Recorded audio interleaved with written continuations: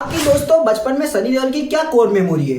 मैं गदर 2 की बात नहीं कर रहा हूँ। गदर 2 किसी की भी कोर मेमोरी हो ही नहीं सकती, वो तो एक खराब मेमोरी है। लेकिन अगर मैं बचपन से सनी देओल की अगर किसी मेमोरी की बात करूँ तो वो रहेगी सलाखे, घातक, दामिनी, घायल, गदर, जाल द ट्रैप, ऐसी कई सारी मूवीज जिसको मैंने बचपन में टीवी में अल्टीमेट बार देखा है, कई बार देखा है, टीवी पे रिपीट वैल्यू पे देखा है। और मेरी फैमिली के साथ जब मैं दब भी देखता था तो मुझे लगता था कि भाई ये एक्टर नहीं है, ये पर्सनैलिटी है, ये सनी देओल ही है। तारा सिंह हो या और कोई कैरेक्टर हो, ये सनी देओल ही, और सनी देओल की वो पर्सनैलिटी के ऊपर सारी चीजें बिलीवेबल लगती थी। वो हैंड पर उखाड़ना हो या ट्रेन के ऊपर से कूद ही मारना हो, कुछ भी चीज हो, सनी देओल लगते थे और अच्छा ही करते थे। कहीं पर भी ऐसा नहीं लगता था कि भाई इसको देख के मैं क्रिंज हो रहा हूँ, एटलीस्ट बचपन में तो नहीं लगता था। लेकिन जाट का टीजर एक ऐसा टीजर था जिसके लिए मेरी एक्साइटमेंट थोड़ी ज्यादा ही थी। मैं पुष्पा देखने जा रहा था लेकिन मेरे दिमाग में था कि भाई जाट का टीजर आने वाला है, इस टीजर को देखूंगा। और ये बिल्कुल भी इसलिए नहीं था कि मुझे टीजर के ऊपर बहुत भरोसा है, डायरेक्टर के ऊपर बहुत भरोसा है, सनी देओल से बहुत ज्यादा एक्सपेक्टेशन है, नहीं, बिल्कुल भी नहीं। बस मैं एक नॉस्टैल्जिया ट्रिप पर जाना चाहता था और वो टीजर देखकर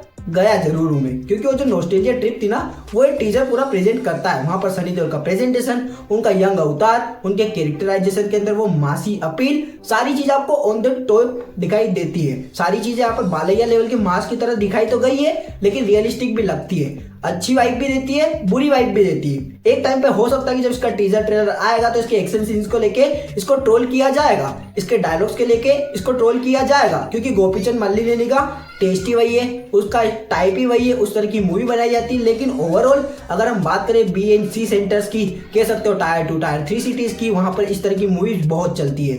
और सनी देओल का स्टारडम उन सिटीज में एक नेक्स्ट ही लेवल का था। अगर आज के टाइम पर भी ये मूवी अच्छे से बनाई गई होगी, स्टोरी डिसेंट सी होगी, एक्शन सीक्वेंस अच्छे होंगे, कूल होंगे, बेडेस होंगे, सनी देओल का प्रेजेंटेशन जितना टीजर में दिखाया जा रहा उतना ही अच्छा होगा, तो मूवी एक अच्छे खासे लेवल पे वर्क कर सकती है। लेकिन क्या मूवी वर्क करे ये हमारा टॉपिक है? नहीं, हमारा टॉपिक है मूवी को एंजॉय करना, और एंजॉयमेंट के हिसाब से ये मुझे नॉस्टैल्जिया की पूरी ट्रिप देती है। सनी देओल हमेशा से ऐसे एक्टर है जो कि अपनी एक्टिंग से ज्यादा अपनी पर्सनैलिटी को लेकर जाने जाते थे। उनका चिल्लाना लगता था कि भाई ये बंदा चिल्लाएगा तो कुछ ना कुछ तो अच्छी बात कर ही रहा है, कुछ ना कुछ तो वेट ऐड करेगा ही बात के अंदर, जो कि फील भी होता है डायलॉग के अंदर। जैसे ही वो बोलते हैं सॉरी बोल, भाई मैं अंदर से 2 बार सॉरी बोला, मुझे तो बोलना भी नहीं था लेकिन फिर भी मैं बोला, क्योंकि सनी देओल की वो पर्सनैलिटी की भाई वो मतलब कह सकते हो ना बाप पर्सनैलिटी है, डिफरेंट वाइब देती है, डिफरेंट चिल्स देती है आपको।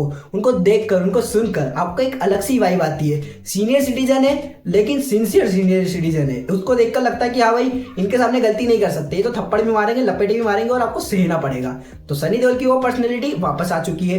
रणदीप हुड्डा का कैरेक्टर आपको देखने को मिलता है, बहुत ज्यादा इंटरेस्टिंग नहीं दिखाई दे रहा। मूवी की स्टोरी भी बहुत ज्यादा बेसिक हो सकती है, लेकिन सनी देओल को इस एज में इस तरह का प्रेजेंटेशन देखकर मुझे मजा आया। गोपीचंद मल्लिनेनी की कुछ फिल्में बहुत अच्छी, कुछ बहुत ही खराब है। उनके एक्शन सीक्वेंस कुछ बहुत स्लिक होते हैं, स्टाइलिश होते हैं, लेकिन कुछ ज्यादा ही ओवर द टॉप होते हैं। अब देखते कि इस मूवी के साथ वो क्या प्रेजेंट करते हैं। ओवरऑल जाट का टीजर मुझे पसंद आया था। वेट करता हूँ मूवी का, इसके टीजर ट्रेलर का, कि आने वाले टाइम पर ये हमें क्या प्रेजेंट करेंगे। चलिए बाय।